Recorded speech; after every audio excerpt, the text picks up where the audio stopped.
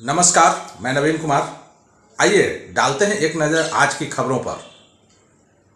बिहार में स्नातक शिक्षकों के वेतन विवाद पर हाई कोर्ट सख्त, राज्य सरकार से मांगा जवाब।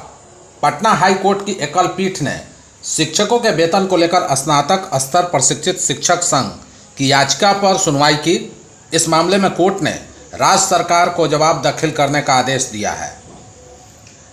न्यायमूर्ति अनिल कुमार सिन्हा की एकल पीठ ने स्नातक ग्रेड संघ के अध्यक्ष पिंटू सिंह की ओर से दायर याचिका पर सुनवाई करते हुए आदेश दिया है। इस मामले में अगली सुनवाई अब 4 सप्ताह बाद होगी। नीट पेपर लीक के मुख्य आरोपी संजीव मुखिया की बढ़ी मुश्किलें, एडीजे ने सीबीआई कोर्ट में ट्रांसफर की जमानत याचिका। नीट पेपर लीक मामले के मुख्य आरोपी संजीव मुखिया की तरफ से दायर अग्रिम जमानत याचिका पर सुनवाई हुई। पटना सिविल कोर्ट के एडीजी 5 ने जमानत याचिका को पटना स्थित सीबीआई 2 की कोर्ट में ट्रांसफर किया।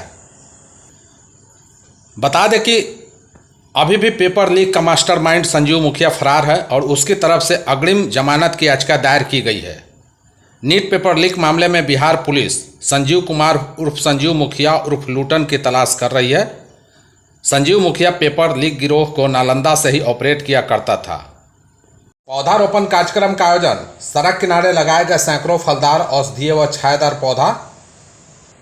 पटना जिला के सादिकपुर पंचायत के सिकंदरपुर मनेर गांव में महिलाओं के द्वारा पौधारोपण कार्यक्रम का आयोजन किया गया। मौके पर आए समाज सेवी सरोज सिंह ने कहा कि कार्यक्रम का उद्देश्य पर्यावरण संरक्षण और हरित आवरण को बढ़ावा देना है। पौधारोपण केवल एक पर्यावरणीय कर्तव्य नहीं है, बल्कि यह हमारी आने वाली पीढ़ियों के लिए एक उपहार है। पौधारोपण के बाद एक कार्यशाला का आयोजन किया गया, जिसमें आए पीएमओ कार्यालय में पदस्थापित अधिकारी अमरजीत सिंह ने पर्यावरण संरक्षण के महत्व पर प्रकाश डाला और सभी से नियमित रूप से पौधों की देखभाल करने की अपील की। साथ ही कहा कि हमारा उद्देश्य न केवल पेड़ लगाना है, बल्कि उन्हें संरक्षित करना और उनकी उचित देखभाल सुनिश्चित करना भी है। अंचल स्तर पर भ्रष्टाचार से विभाग की हो रही है बदनामी।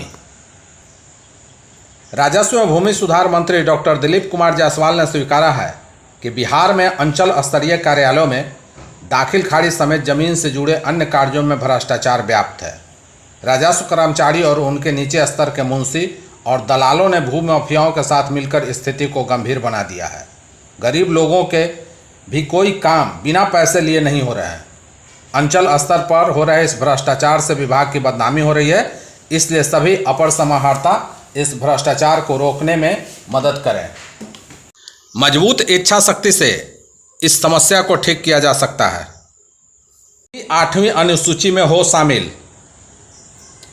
केंद्रीय मंत्री जीतन राम मांझी ने मगही को संविधान की 8वीं अनुसूची में शामिल करने की मांग की है। उन्होंने कहा कि सत्ता संरक्षण के बिना मगही भाषा का विकास संभव नहीं है। वे college of arts and science Patna में डॉक्टर राम प्रसाद सिंह अंतर्राष्ट्रीय साहित्य पुरस्कार वितरण समारोह और मगही भाषा के विकास में बाधक तत्व विषय पर विचार गोष्ठी का उद्घाटन के दौरान कही। उन्होंने कहा कि मैथिली भाषा 8वीं अनुसूची में इसलिए शामिल हो गई क्योंकि उसे सत्ता का संरक्षण प्राप्त था। मगही को सत्ता का संरक्षण दिलाने के लिए प्रयास करने की जरूरत है।